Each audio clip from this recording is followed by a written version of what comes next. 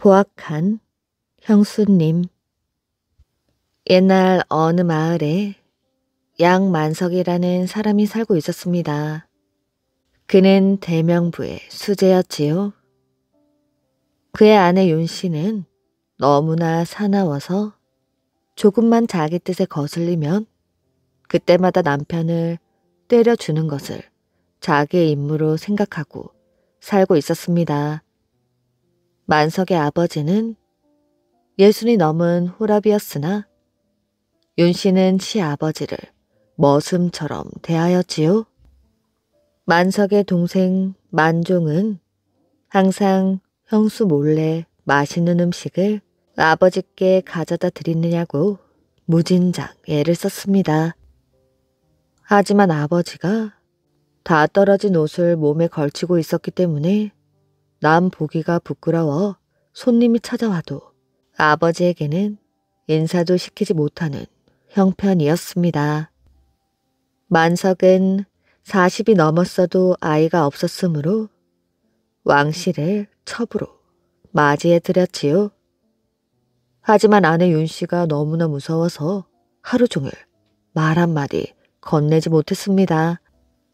만석 형제가 과거 시험을 기다리고 있을 때 한 젊은이와 만나 이야기가 오가는 사이에 서로 죽이 잘 맞았지요. 젊은이의 성을 물으니 마씨라고 했습니다. 그 후 그들은 날마다 가까워지며 몸을 정갈이한 다음 형제의 맹세를 다짐하였지요. 작별한 지 약 반년 후 아무런 예고도 없이 마씨가 동복을 거느리고 찾아오게 되었습니다. 그리고 대문 밖에서 넝마 같은 옷에 이를 잡고 있는 양 노인을 보자 늙은 머슴이라 생각하였지요. 그러자 옆에 있던 사람이 저 노인이 양씨의 아버지입니다 하고 알려주었습니다. 그때 마침 만석 형제가 마씨를 보고 나와 맞이하였지요. 대청 말에 올라가 오랫동안 헤어졌던 회포를 풀고자 다정하게 이야기하며 저녁 때가 지나는 것도 깨닫지 못했습니다. 만석은 몇 차례나 식사 준비를 하겠다고 되풀이하여 말했지만 좀처럼 음식상이 나오지를 않았지요. 겨우 비쩍 마른 머슴이 술병과 안주상을 가지고 왔습니다. 얼마 뒤 술병이 비고 주인과 손님이 우두커니 앉아있게 되자 만석은 자리를 일어서서 술을 더 가져오라고 독촉을 했습니다. 그런데 그의 이마에는 식은 땀이 맺히고 상기한 얼굴에서는 더운 김이 무럭무럭 올랐지요. 이윽고 머슴이 음식상을 가지고 왔지만 밥이 시커멓게 타 있었습니다. 그럭저럭 식사를 마치자 만석은 황급하게 밖으로 나가버렸지요. 만종이 침구를 가지고 들어와서는 손님과 함께 자기로 했습니다. 마씨가 형제들을 책망하며 말하였지요. 나는 당신네 형제가 아주 훌륭한 인물이라고 생각하여 형제의 맹세까지 맺었지만 지금 보니 늙으신 아버님을 저런 꼴로 만들어주어서 남보기가 부끄러울 정도요. 만종은 눈물을 흘리며 말했습니다. 포악한 형수 때문에 어른에서 아이들까지 혹독한 학대를 받고 있다오. 의형제를 맹세한 사이가 아니라면 차마 이러한 일을 입 밖에도 낼 수가 없소. 마씨가 한숨을 쉬며 말했습니다. 난 내일 아침이면 떠나려고 했으나 이런 이상한 사실을 들은 이상 실제로 보기만이라도 해야겠소. 빈 방이 있으면 잠시 빌려주시오. 만종은 마씨의 요청에 따라 빈 방을 내주었습니다. 마씨는 아버지인 양노인과 침식을 같이 하도록 해달라고 부탁한 뒤 직접 거리에 나가 옷감을 사다가 노인을 위해 바지 저고리를 새로 지어서 갈아입도록 했습니다. 양노인과 형제는 감사의 눈물을 흘렸지요. 만종에게는 희동이라는 7살 배기 아들이 있었는데 항상 할아버지와 잠자리를 같이 했습니다. 마씨는 희동의 머리를 쓰다듬으며 말하였지요. 이 아이의 보구는 아버지보다 훨씬 좋으나 소년 시절 고아가 되어 고생할 것 같구나.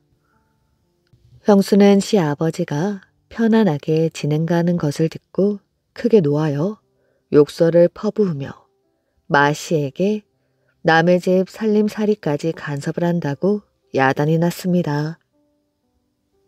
만석 형제는 창피하고 당황하여 어쩔 줄을 모르면서도 행패를 부리는 윤 씨를 제지하지 못했는데 마씨는 아무리 떠들어도 못 들은 척하였지요.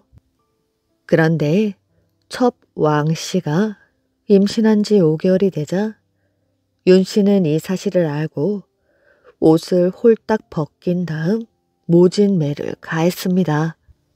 그리고 남편 만석을 불러 꿇어앉힌 다음 두건을 머리에 씌우고 채찍으로 때려서 내쫓으려 하였지요. 마침 그때 마씨가 이 모습을 보게 되었습니다. 만석이 부끄러워 앞으로 나가지도 못하자 아내 윤 씨가 따라와서 만석에게 대들었기 때문에 할 수 없이 문 밖으로 쫓겨났지요. 아내 윤 씨도 뒤따라 나와 팔짱을 끼며 야단 법석을 떨었습니다. 구경꾼들이 가득 모였지요. 그러자 마씨는 윤 씨를 향해 꾸짖었습니다. 당장 들어가지 못할까? 윤 씨는 벼랑간 몸을 돌려 달아나기 시작했으며 마치 귀신에나 쫓겨가는 듯 신발을 벗어던진 채 얼굴이 창백해서 맨발로 들어갔습니다. 그러더니 큰 소리로 엉엉 울기 시작하였지요. 집안 식구들은 누구 하나 위로해 주려고도 하지 않았습니다. 마씨가 만석을 데리고 와서 두건을 벗겨주자 숨도 제대로 쉬지 못하며 아내에게 또 맞을까 두려워하는 것 같았습니다. 그러더니 겨우 방 안으로 들어가서 송구한 태도로 아내 앞으로 갔습니다. 아내는 말 한마디 건네지 않고 잠자리에 누워버렸습니다. 만석은 안도의 한숨을 내쉬면서도 동생과 함께 아내 행동을 이상하게 생각했습니다. 그 말소리가 아내 윤 씨의 귀에 들어가자 아내는 더욱 부끄럽고 놀라서 하인들을 한바탕 매질했습니다. 그리고 첩 왕 씨를 불러들였으나 왕 씨는 매맞은 상처가 심하여 일어나지 못하였지요. 윤 씨는 그것이 꾀병이라 생각하고 침대 앞으로 달려가서 또다시 매질을 했기 때문에 왕 씨는 마침내 아이를 잃어버리고 말았습니다. 만석은 마씨에게 울며 호소하였지요. 마씨는 그를 위로하며 동복을 불러 음식을 내놓게 하고 술을 마시며 밤이 깊어도 만석을 돌려보내지 않았습니다. 아내 윤 씨는 침실에 들어가 남편이 아직 돌아오지 않은 것을 알고 마씨를 원망하며 화가 잔뜩 나 있었지요. 그런데 마침 그 순간 문 여는 소리가 들리며 장대한 사내가 안으로 들어왔습니다.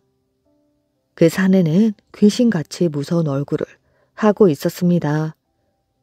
뒤에 몇 명의 사내들이 더 들어왔지요. 그 사내들은 모두 칼을 들고 있었습니다. 윤 씨는 기겁을 하여 사람을 부르려고 악을 썼습니다. 큰 사내는 칼끝으로 여인의 목을 찌르며 말했습니다. 큰 소리 치지 말거라. 그렇지 않으면 죽을 것이야.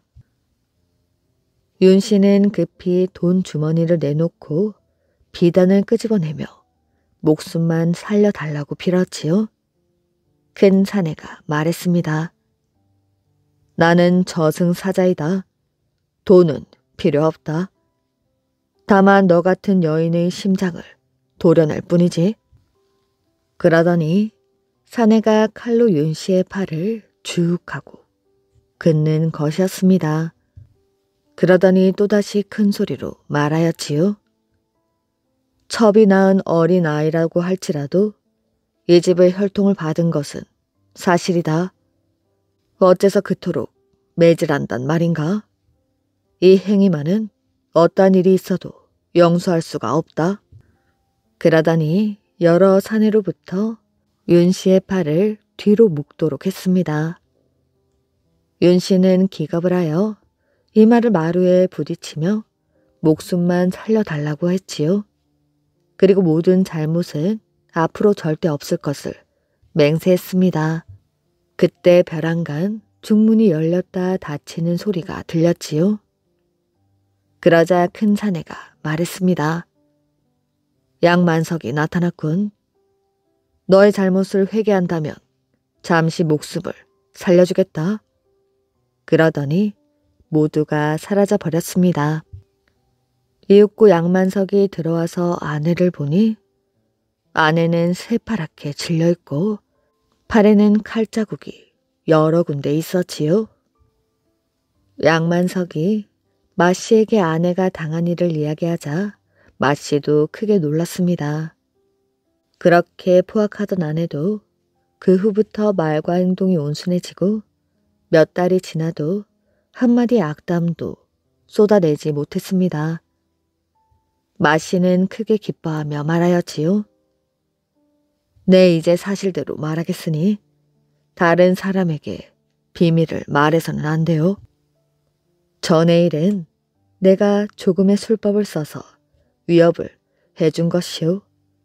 부부의 사이가 좋아졌으니 잠시 작별하기로 하지. 그러고는 떠나버렸습니다. 그런데 그 뒤 만석은 아내의 기분을 풀어주려고 생각하여 그 사내는 사실 저승사자가 아니라는 것을 약간 비쳤습니다. 그러자 아내는 끈덕지게 그 정체를 추궁하는 것이었지요. 만석은 실언을 했구나 하고 생각을 했으나 한번 뱉은 말은 다시 주워 담을 수가 없었지요. 마침내 사실을 고백하고야 말았습니다. 아내는 화가 나서 또다시 욕설을 퍼부었지요. 그러더니 곧장 일어서서 부엌에 칼을 가지고 들어왔습니다. 만석은 기겁을 하고 도망을 가고 아내는 그의 뒤를 쫓았지요. 이에 놀란 강아지는 지저대고 뜰에 있던 닭들은 혼비백산하여 날아다녔습니다. 집안 식구들이 모두 나왔지요. 동생 만종은 무슨 영문인지도 모르고 오직 앞을 가로막아 형을 보호하기에 여념이 없었습니다. 아내가 발광이라도 하듯이 덤벼들 적에 양 노인이 깨끗한 옷차림으로 들어오는 것을 보자 한층 더 격분하여 양 노인을 붙들어 옷을 찢고 따귀를 갈기고 수염을 뽑아버렸습니다. 만종은 이 꼴을 보고 차마 분을 참을 수가 없어서 돌을 주어 형수의 머리통을 내리쳤지요. 만종이 말했습니다. 내가 죽는 한이 있어도 아버지나 형이 사실 수 있다면 여한이 없겠다. 그러더니 우물 속에 몸을 던져버렸습니다. 이웃 사람들이 끄집어내었을 때에는 이미 목숨이 끊어진 뒤였지요. 잠시 후 윤 씨가 깨어났습니다. 만종이 죽었다는 것을 듣자 노여움도 약간은 풀린 듯 하였지요. 만종의 시체를 장사 지내고 나자 만종의 아내는 아들에 대한 모정에 이끌려 제가 하지 않을 것을 맹세하였으나 윤 씨는 화를 버럭 내며 음식도 주지 않아 할 수 없이 딴 곳으로 제가하고 말았습니다. 홀로 남은 아들 희동이는 아침 저녁으로 얻어맞고 집안 식구들이 모두 식사가 끝난 다음에야 겨우 찬밥 한 술 입에 들어오는 형편이었습니다. 어느 날 마씨가 벼랑간 찾아오게 되었지요. 만석은 즉시 집안 식구들에 분부하여 아내에게 마씨가 온 것을 알리지 말도록 했습니다. 마씨는 양노인이 이전과 다름없는 넉마를 걸치고 있는 것을 보고 아주 놀랐지요. 또한 만종이 죽었다는 사실을 알게 되자 가슴이 찢어지는 것 같았습니다. 그리고 마씨는 만종의 아들 희동이를 보았지요. 마씨는 희동이가 변한 것을 보고 놀라며 물었습니다. 너 어찌 이렇게 쇠약해진 것이야? 양 노인이 난처한 표정으로 자초지종을 자세하게 이야기했습니다. 마씨가 화가 나서 만석에게 말하였지요. 어찌 이리 변한 것이 없습니까? 당신의 형제, 두 사람의 혈육이라면 이 아들 하나밖에 없습니다. 만석은 아무 대답도 못하고 고개를 숙여 울기만 할 뿐이었습니다. 형님께서는 아내의 행포를 눌러버릴 수가 없습니까? 어째서 단호한 태도로 쫓아버리지 못합니까? 만약 저 여자가 제 발로 나가지 않는다면 당연히 혹독한 맛을 보여줘야 할 것이오. 죽어버린다고 해도 무서울 때가 어디 있어? 제게 두세 사람의 친구가 있는데 모두 상당한 지위에 있으니 틀림없이 죄를 받지 않도록 돌봐줄 것이오. 만석은 그 이야기를 듣더니 맹렬한 기세로 아내에게 뛰어들어갔습니다. 그러자 아내 윤씨가 뭘 어떻게 하겠다는 거냐고 고함을 쳤고 만석은 금세 얼굴빛이 변하여 이렇게 말하였지요. 마씨가 나에게 당신을 내쫓으라고 그러는군. 윤씨는 점점 더 화가 나서 주위를 살펴보며 몽둥이를 찾는 눈치이므로 만석은 겁을 먹고 달아나왔습니다. 형님은 아무래도 어쩔 수 없군요. 참다 못한 양노인은 밤중에 도망을 갔습니다. 만석은 아버지를 찾아보려 하지도 않았지요.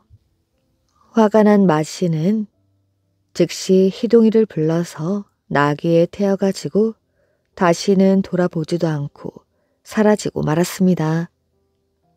그 뒤로 마을 사람들도 모두가 만석을 사람으로 대하지 않았지요.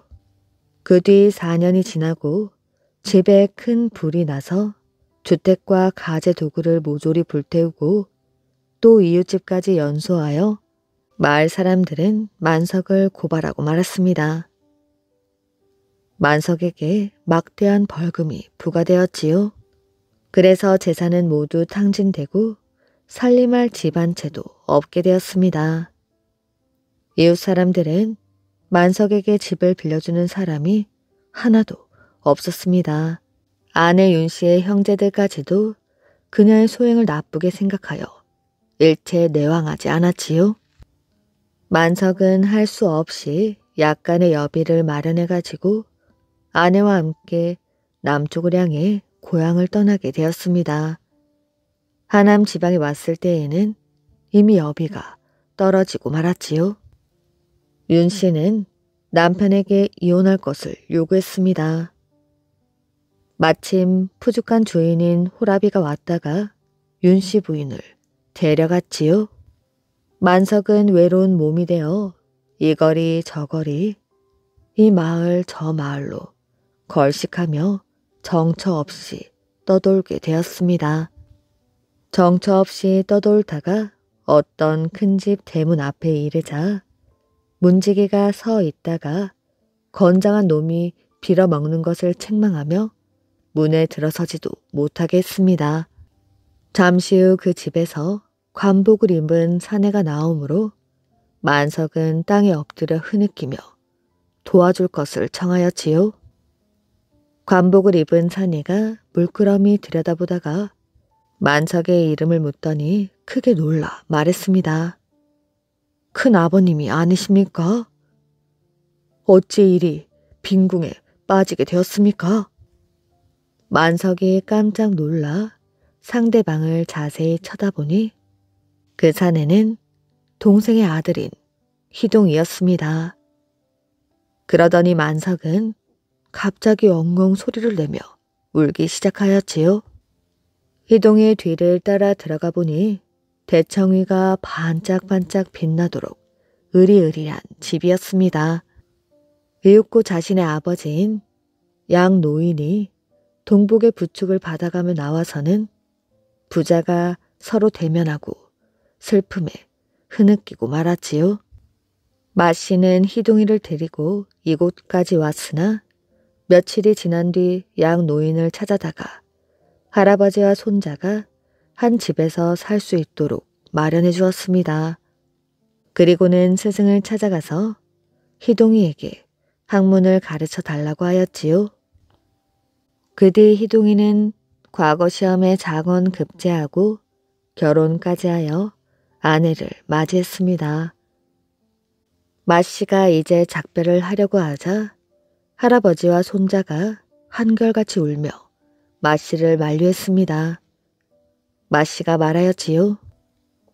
나는 본래 인간이 아니었소.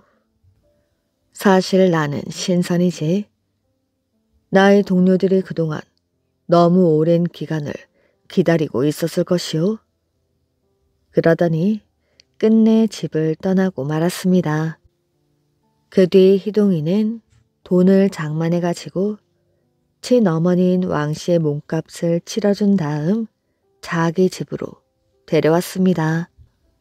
그렇게 1년이 지났지요. 한편 아내 윤씨는 푸죽한 주인과 새로 살림을 시작한 지 반년이 못 되어 옛날과 다름없는 포악한 아내가 되었습니다. 남편은 격분하여 윤씨를 노끈을 꿰어 들보에 매단 뒤 밖으로 나가버렸지요. 그 뒤 윤씨는 푸죽한 주인을 보기만 해도 몸을 떨며 머리털이 거꾸로 설 정도로 두려워했습니다. 그 후 다리에 상처는 나았지만 언제까지나 통증이 멎지 않았고 걸음을 제대로 걸을 수가 없었지요. 푸죽한 주인은 그 뒤로 조그만 애정도 베풀어주지 않았습니다. 여인은 자기의 신세가 이처럼 처참하게 된 후에야 비로소 그 옛날 자기 자신이 남에게 대한 행동이 너무 심했다는 것을 깨달았지요. 그러던 어느 날 희동이의 아내가 시어머니 왕씨와 함께 어느 절에 치성을 드리러 가자 부근의 아낙네들이 모두 구경하러 모여들었습니다. 그때 윤씨도 궁중 틈에 끼어 있다가 우두커니 선 채 앞으로 나오지를 못하였지요. 왕씨는 일부러 저 사람이 누구냐고 물었습니다. 집안 식구들이 나서며 푸죽한 주인 장씨의 아내라고 일러주며 앞으로 끌어내어 그 무례함을 질책하고 왕씨에게 예를 다하도록 했습니다. 왕씨는 웃으며 말하였지요. 저 여인이 푸죽한 주인과 살면 고기는 얼마든지 먹을 수 있을 터인데 어찌 저렇게 비쩍 말랐을까? 윤씨는 원망스럽고 부끄러워 집으로 도망치듯 들어가 버렸다고 합니다. 병든 남자에게 시집을 간 큰딸. 옛날 고려시대 어떤 마을에 아주 가난한 집이 있었습니다. 아버지가 일찍 돌아가시고 어머니가 삭 바느질을 하여 세 남매를 먹여 살리고 있었지요. 얼마나 가난했던지 끼니 때가 되어도 밥 한 번 배불리 먹어보지 못했습니다. 어린 동생들을 보살피던 맏딸은 가슴이 아팠지요. 어떻게 하면 저 어린 동생들을 배불리 먹일 수 있을까? 그런데 얼마 뒤 엎친 데 덮친 격으로 어머니마저 병에 들어 자리에 눕고 말았습니다. 어머니가 품삯조차 벌지 못하게 되자 당장 먹고 살 길이 막막하였지요. 하루는 이 집 형편을 딱하게 여긴 건너마을 매파가 찾아와서 이렇게 말했습니다. 이 집 딸을 건넌 마을에 사는 윤진사댁 외아들과 혼인을 시키면 어떻겠소? 매파의 말을 들은 어머니는 펄쩍 뛰었지요. 윤진사의 외아들이라면 반신불수가 되어 자리에 누워있는 사람이었습니다. 말도 안 되는 소리 마셔요. 아무리 우리가 형편이 어려워도 그렇지 그런 사람에게 내 딸을 줄 수 없습니다. 논을 5마직이나 주겠다는데 그래도 실소? 논 5마직이면 내 식구가 1년 내내 양식을 걱정하지 않아도 될 정도였습니다. 그러나 어머니는 굶어 죽으면 죽었지 그런 사람에게 딸을 줄 수 없다고 거절하였지요. 매파가 돌아가고 나자 맏딸은 밤새 잠을 이룰 수가 없었습니다. 이리 뒤척 저리 뒤척하며 뜬 눈으로 밤을 지새웠지요. 하루 종일 이웃집에서 일을 해주며 입에 겨우 풀칠은 했지만 병든 어머니께 약 한 첩 지어다 드리지 못하는 것이 늘 안타까웠습니다. 내 한 몸 희생하여 온 식구들을 배불리 먹여 살릴 수만 있다면 그보다 더한 사람에게 시집을 가도 좋아. 다음 날 이른 새벽 맏딸은 식구들 몰래 집을 빠져나와 건넌마을 매판의 집으로 갔습니다. 할머니, 윤진사댁 아들에게 시집가게 해주세요. 그래, 잘 생각하였구나. 그러면 이 흉년에 너도 살고 네 가족들도 살릴 수 있을 게야. 매파는 급히 윤진사 댁으로 달려가 이 소식을 전했습니다. 맏딸은 어머니의 반대를 무릅쓰고 윤진사의 외아들과 혼인을 하였지요. 윤진사 댁에서는 그 대가로 약속한 논 5마지기를 새색시의 친정에 넘겨주었습니다. 시집을 가보니 소문에 듣던 대로 신랑은 반신불수에다가 말도 제대로 못하는 벙어리였지요. 그러나 새색시는 말없이 병든 남편과 늙은 시부모님을 정성껏 섬겼습니다. 그런데 혼인한 지 1년이 넘도록 아이가 없자 시어머니는 며느리를 구박하였지요. 여자가 아이를 못 낳으면 어떻게 되는지 알기나 하니? 시어머니는 아이를 못 낳는 게 마치 며느리의 잘못이기나 한 듯 들들 볶았습니다. 그리고 시집 온 지 3년이 되도록 친정에도 한번 보내주지 않았지요. 친정 어머니와 동생들이 보고 싶어 견딜 수가 없었지만 어쩔 수 없었습니다. 친정과 시집은 고개 하나를 사이에 둔 지척간인데도 출가 외인이 된 딸은 좀처럼 식구들을 만날 수가 없었지요. 시집살이는 날이 갈수록 더 고되기만 했고 남몰래 눈물을 흘릴 때도 많았습니다. 어머니는 어찌 지내고 계실까? 병은 좀 나았을까? 동생들은 어찌 지내고 있는지. 시집을 간 딸은 가족들이 그리워 밤마다 베갯머리가 흥건하도록 숨을 죽여 울었습니다. 그러던 어느 날이었지요. 시부모님들이 먼 곳에 있는 친척의 잔치집에 갔습니다. 그러자 자리에 누워있던 신랑이 몸을 비틀며 일어나더니 자기를 따라오라는 것이었습니다. 그러더니 반신불수인 남편은 힘든 몸을 이끌고 고개로 올라가는 것이었지요. 고개에 오르니 저 멀리 가물가물 친정집이 보였습니다.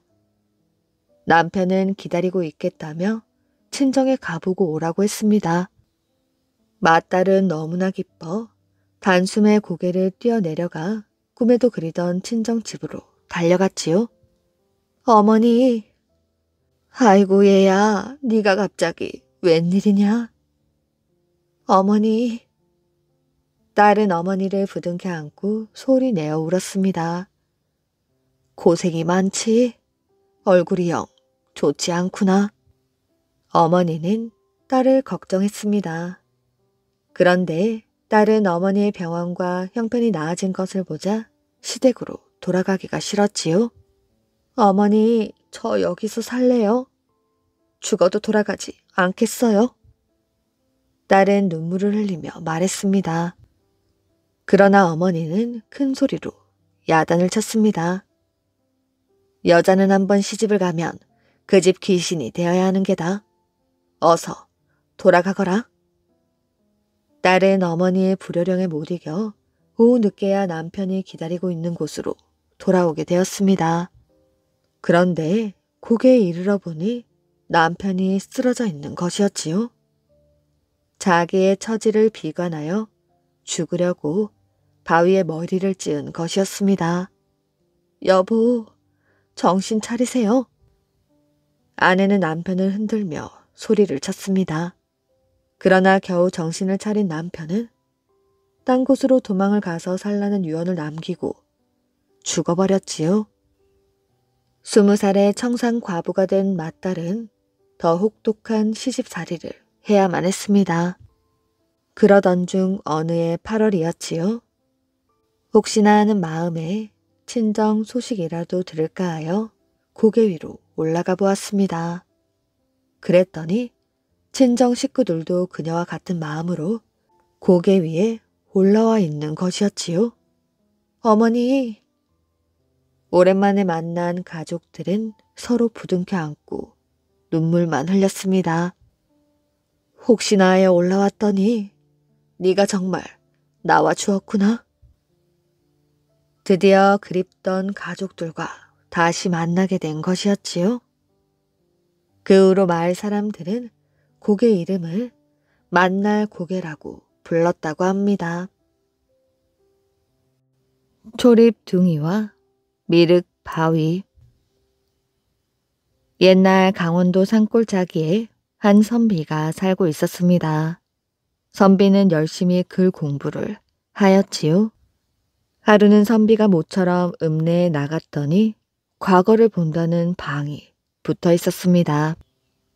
선비는 서둘러 집으로 돌아가 괴나리 보찜을 챙겨 메고 한양으로 떠났지요. 몇 날 며칠을 걸어 겨우 화천 땅에 닿았습니다. 그런데 가난한 선비는 돈이 없어 주막에 둘 형편도 못 되었지요. 잠자리를 걱정하며 걷던 선비는 커다란 바위를 발견했습니다. 날도 저물었으니 오늘은 여기서 자고 가야겠다. 선비는 바위 아래에다 여장을 풀었습니다. 그러고는 괴나리 보찜 속에서 저녁으로 먹을 주먹밥과 반찬을 꺼내었지요. 선비는 음식을 먹기 전에 바위 앞에 차려놓고 바위에게 음식을 바쳤습니다.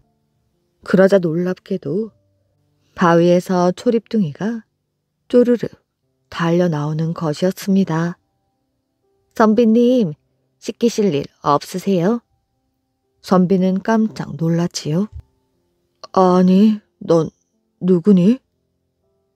놀라실 것 없습니다. 지금부터 제가 선비님을 모실게요.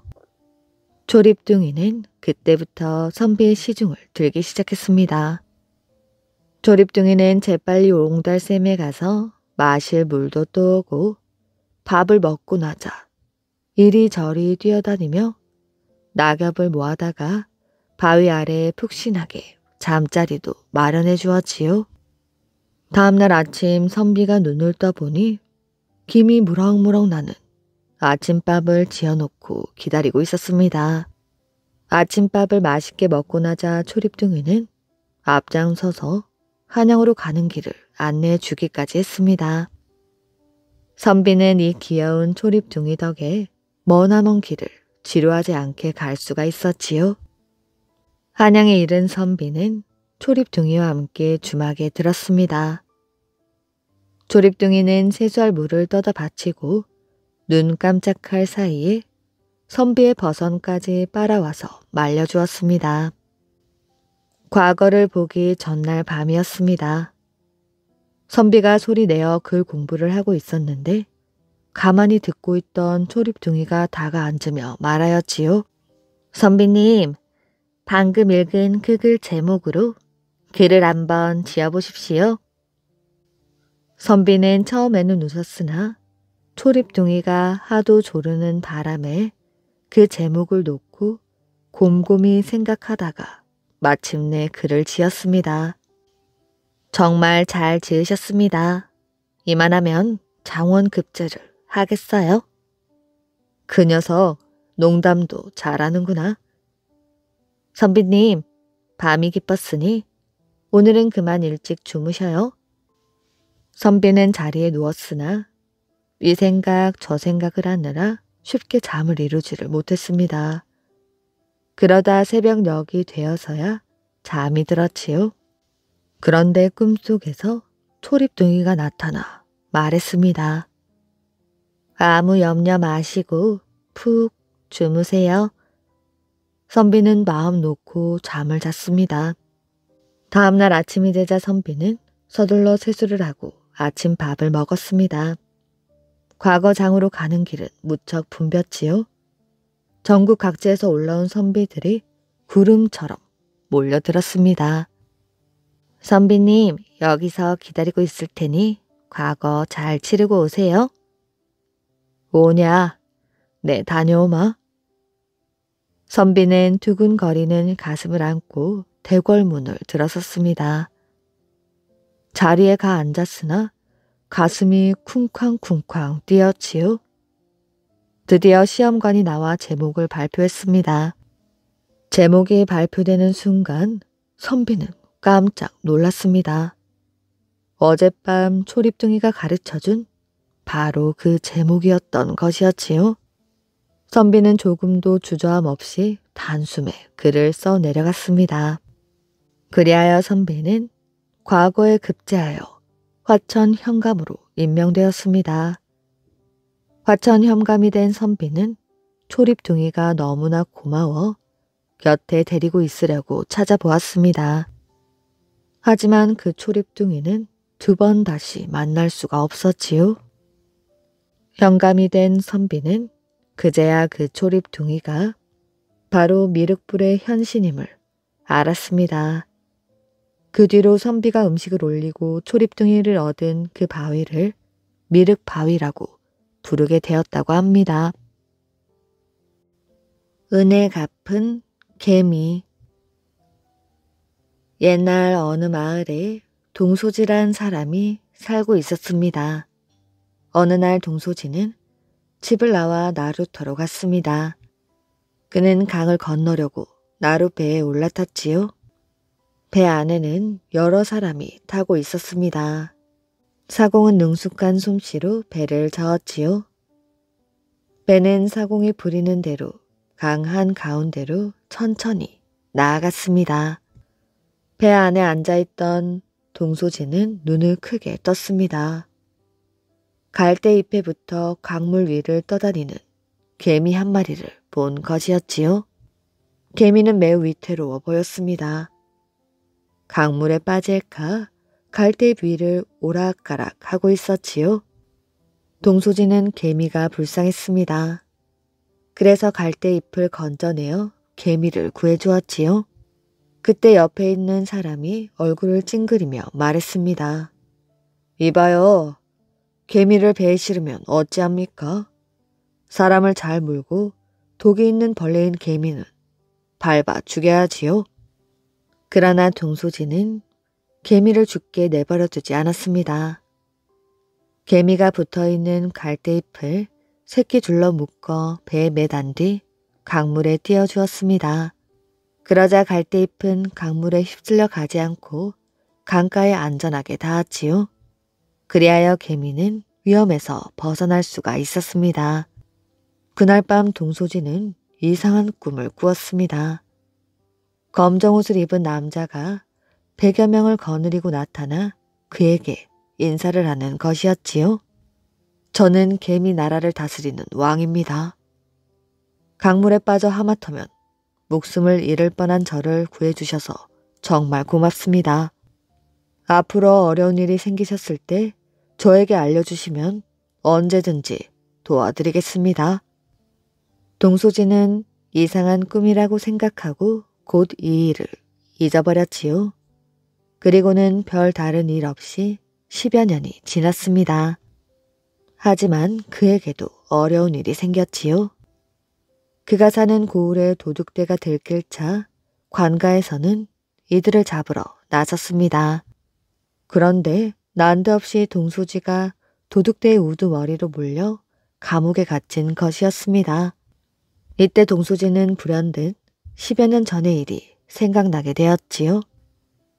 그래서 그는 감옥에 갇힌 사람들에게 자신의 사연을 들려주고는 이렇게 물었습니다.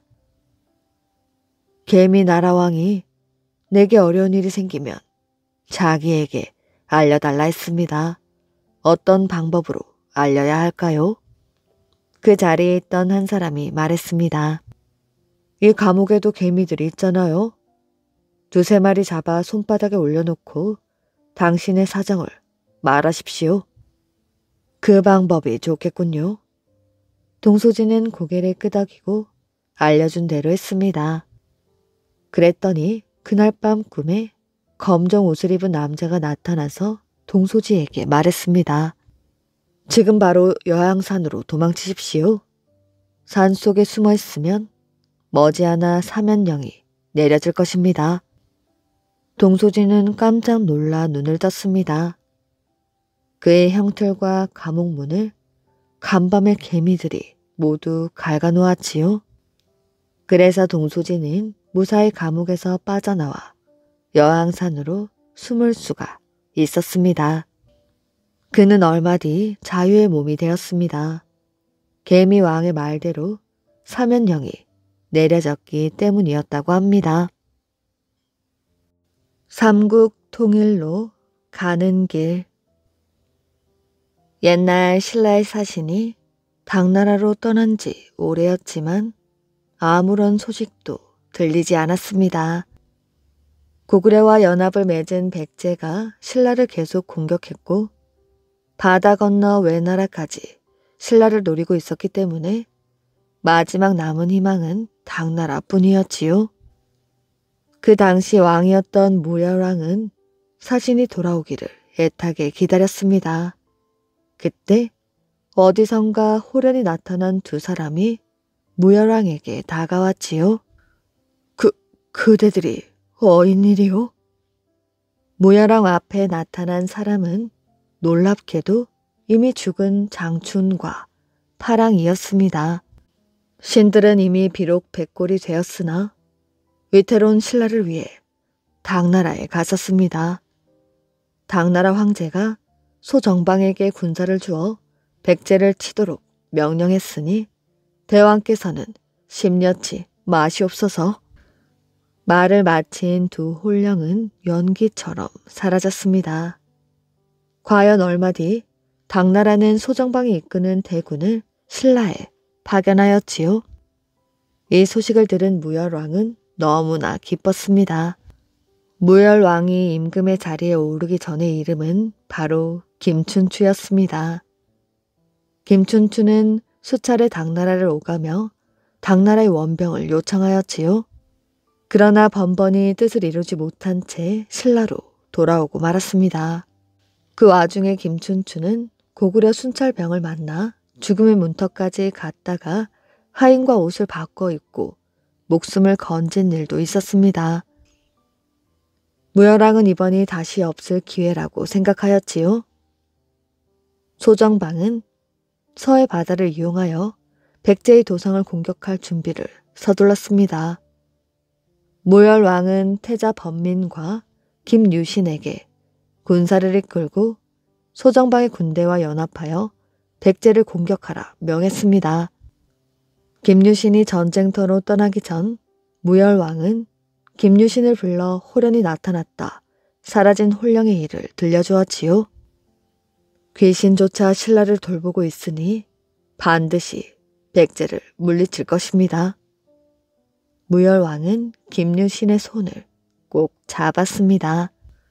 김유신은 군사를 이끌고 황산벌로 향하였지요. 그와 동시에 당나라 군사들도 백제의 서쪽을 공격해 들어갔습니다. 황산벌에서 김유신을 맞이한 것은 5,000명의 결사들을 이끌고 나온 계백 장군이었지요. 김유신은 군대를 세 갈래로 나누어 4차례나 백제군을 공격했습니다. 하지만 이미 죽기를 각오한 백제의 결사대를 물리칠 수는 없었습니다. 오히려 신라군의 사기는 땅에 떨어져 싸울 힘조차 잃고 말았지요. 바로 그때 장군 흠순이 아들 반구를 불러 비장한 목소리로 말했습니다. 신하는 충성이 제일이요. 자식은 효도가 으뜸이다. 지금 신라군은 백제의 결사대가 두려워 떨고 있다. 이처럼 어려울 때 목숨을 버린다면 충과 효를 모두 이룰 수 있을 것이다. 방굴은 아버지의 뜻을 알고 홀로 적진을 향해 뛰어들어 용감히 싸우다가 전사하고 말았습니다. 방굴의 죽음을 지켜본 자장군 푸밀이 아들 관창을 불러 적진을 뚫을 것을 명하였지요. 그러나 관창은 백제군에게 사로잡혀 계백에게 끌려가고 말았습니다. 계백은 어린 나이에 죽음을 무릅쓴 관창의 용기가 아까워 살려 보내주었지요. 그러나 살아 돌아온 관창은 다시 말머리를 돌려 백제군을 향해 달렸습니다. 계백은 다시 잡혀온 관창의 목을 베고 탄식을 했습니다. 어린 소년의 용기가 참으로 가상하구나. 이 싸움에서 백제는 결코 신라를 이길 수 없을 것이야. 푸밀은 말 안장에 매달려 돌아온 아들의 목을 끌어안았습니다. 내 아들의 얼굴이 마치 살아있는 듯 하구나. 나라를 위해 목숨을 바쳤으니 얼마나 다행인가. 이 모습을 지켜본 모든 신라 군사들이 분개하여 창칼을 들고 일어섰습니다. 그렇게 신라군의 사기를 다시 끌어올렸고 백제군은 더 이상 버티지 못한 채 무너지고 말았습니다. 황산벌을 뚫은 김유신은 당나라 군대와 합세하기 위하여 서둘러 기벌포로 향하였지요. 소정방은 기벌포에서 백제군을 크게 격파하고 김유신을 기다리고 있었습니다. 신라군이 약속한 날짜를 지키지 못하여 작전에 큰 차질을 빚었으니 그 책임을 물어 장수의 목을 칠 것이요. 소정방이 신라 장수 하나를 끌어내 목을 치려고 했습니다. 황산벌 전투를 겪어보지도 못하고 늦은 것만으로 죄를 물으니 이건 나를 모욕하는 일이지. 내 목을 치기 전에는 어느 누구의 목도 칠 수 없소. 김유신이 소정방을 노려보며 말했습니다. 장군, 약속을 지키자는 뜻으로 그리 해본 것뿐이니 그만 거두시오. 소정방은 김유신과 신라군의 분위기가 심상치 않다는 사실을 알고 장수를 풀어주었습니다. 김유신은 소정방과 연합하여 의자왕이 있는 사비성을 공격해 들어갔지요. 연합군의 공격을 받은 사비성은 쉽게 함락되고 말았습니다. 의자왕은 급히 웅진성으로 몸을 피했지만 끝내 버티지 못한 채 신라에 항복을 하고 말았습니다. 의자왕이 항복했다는 소식을 접한 무열왕은 김유신을 친히 찾아가 승리를 축하해 주었지요. 한평생 백제 병합을 염원했던 무열왕은 마침내 그 뜻을 이루었고 더 나아가 신라가 삼국 통일로 가는 큰 길을 활짝 연 것이었지요. 무열왕의 뒤를 이어 임금에 오른 문무왕은 당나라와 연합해 고구려를 정벌하고 드디어 삼국 통일의 꿈을 이루었다고 합니다. 김유신은 목숨이 다하는 날까지 무열왕과 그의 아들 문무왕을 옆에서 보필하며 삼국 통일을 이루는데 큰 공헌을 했답니다. 어리석은 사또와 영리한 부인. 옛날 어느 고을에 아주 어리석은 사또가 있었습니다. 사또는 백성들의 고소 사건을 제대로 처리하지도 못하였지요. 하지만 사또의 부인은 영리하고 사리에 밝아 남편의 업무 처리를 많이 도와주었습니다. 그러던 어느 날 하루는 관청에 소를 빌려가 기르고 있는 백성이 달려와서 다음과 같이 아뢰었지요. 사또, 소인은 관청에 소를 빌려 기르고 있는 농부이옵니다. 그동안 소를 잘 돌보며 농사를 지었사온데 어제 소가 돌다리를 건너다 그만 발을 헛디뎌서 다리 위에서 바닥으로 떨어지고 말았지요. 그래서 다리가 부러져 죽어버렸습니다. 이 일을 어찌 처리하면 좋을지 그 방법을 일러주십시오. 백성의 말을 들은 사또는 어떻게 처리해야 좋을지를 몰랐습니다. 그래서 어물어물하다가 급히 안으로 들어가 아내에게 이야기를 하고 어찌 처리해야 할지를 물었지요. 관장의 말을 들은 아내는 처치 방안을 다음과 같이 써주었습니다. 소를 잡아서 고기는 관청으로 보내고 가죽은 공방으로 보내며 뼈와 뿔은 군기를 맡고 있는 부서로 보내도록 하라. 이에 사또는 다시 나가 앉아서 그 백성에게 이대로 판결을 해보내니 모두들 합당한 처자라고 하면서 칭찬을 해주었습니다. 그런데 몇 달 뒤 또 한 백성이 와서 다음과 같이 호소하는 것이었지요. 사또, 소인의 부친이 어제 돌다리를 건너다가 넘어져서 돌다리 아래로 떨어져 사망을 했습니다. 사망 사실을 확인하시고 물고첩을 내려주시기 바라옵니다. 물고첩이란 사망한 사실에 자세히 적은 글을 말합니다. 사또가 가만히 생각을 해보니 얼마 전 소가 다리에서 떨어져 죽은 사실과 흡사한 것 같았지요. 그래서 앞서 아내가 써준 처리 내용을 그대로 얼른 죄를 써서 내려주었습니다. 이렇게 되니 그 처치를 본 사람들이 모두 배를 치고 웃었고 이 이야기를 들은 사또의 아내는 남편에게 이렇게 말하였지요.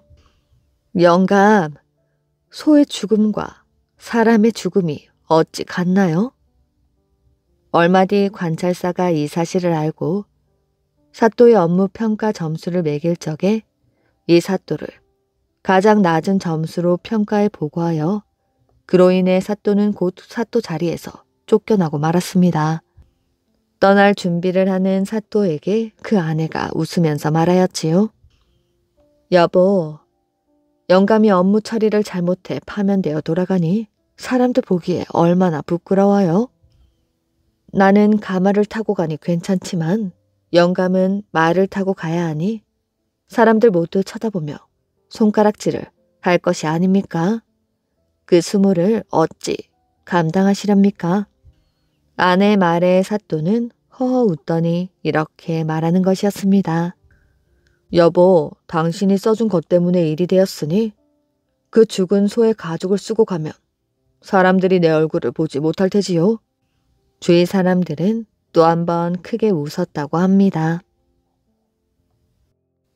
하늘의 신과 땅의 여신. 아주 오랜 옛날 하늘의 신과 땅의 여신만이 살고 있을 때였습니다. 하늘의 신과 땅의 여신은 결혼하여 자식들을 낳았지요. 전쟁의 신, 농경의 신, 나무의 신, 폭풍의 신, 숲의 신, 바다의 신 등 17명이었습니다. 하늘의 신과 땅의 여신은 서로를 끔찍이도 사랑하였지요. 그래서 언제나 꼭 껴안고 있었습니다. 그러다 보니 고통스러운 것은 자식들이었지요. 하늘과 땅이 붙어 떨어지지 않으니 자라지도 못하고 어둠 속에 갇혀 지내야만 했습니다. 어느 날 전쟁의 신이 말하였지요. 나는 답답하여 못 살겠어. 캄캄하여 아무것도 안 보이잖아. 게다가 자랄 수도 없으니 우리가 살려면 하늘을 없애야 돼. 그러자 농경의 신이 소리를 질렀습니다. 그걸 말이라고 하니 하늘은 우리를 세상에 태어나게 해주신 아버지야. 그때 숲의 신이 끼어들었습니다. 옳은 말이야. 하늘을 죽이지 말고 땅에서 떼어놓자.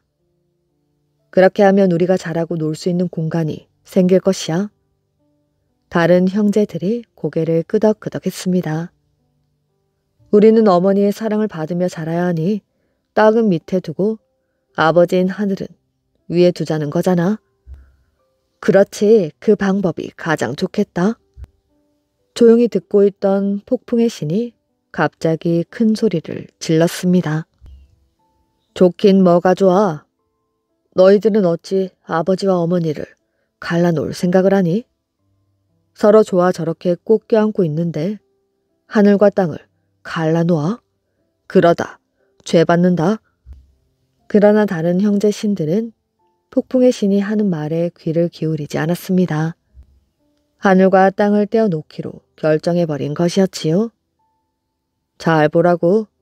내가 하늘과 땅을 떼어놓을 테니 말이야. 이렇게 큰 소리를 치며 앞으로 나선 것은 농경의 신이었지요. 그는 하늘을 위로 올리려고 젖먹던 힘을 다했습니다. 그러나 겨우 풀이 자라나는 높이만큼 떼어놓았을 뿐이었지요. 이번에는 바다의 신이 나섰습니다. 바다의 신도 큰 소리를 치며 달려들었지만 파도치는 높이만큼 떼어놓고 물러섰지요. 나무의 신이 뒤이어 나섰습니다. 나무의 신은 하늘을 들어 올리려고 팔에 힘을 주었습니다. 그러나 나무가 자라나는 높이만큼 들어 올리는데 그쳤지요. 마지막으로 나선 것은 숲의 신이었습니다. 그는 다른 형제들보다 힘도 좋고 머리도 좋았습니다. 머리를 땅에 박고 물고 나무를 서더니 하늘을 힘껏 들어 올렸지요. 그러자 하늘과 땅이 엄청나게 벌어졌습니다. 이렇게 하늘과 땅을 떼어놓으니 형제 신들은 살 것 같았지요. 어둠뿐이던 세상에 빛이 들어와 아주 밝아졌기 때문이었습니다. 그리고 넓은 공간이 생겨 식물과 동물과 사람이 어우러져 편안하게 살 수 있게 되었습니다. 하지만 하늘과 땅만은 슬픔을 감추지 못하였지요. 뜨겁게 사랑하면서도 멀리 떨어져 살아야 하기 때문이었습니다. 그래서 하늘과 땅은 지금도 서로를 그리워하며 눈물을 흘리는데 사람들은 이것을 빛 또는 이슬이라고 부른답니다.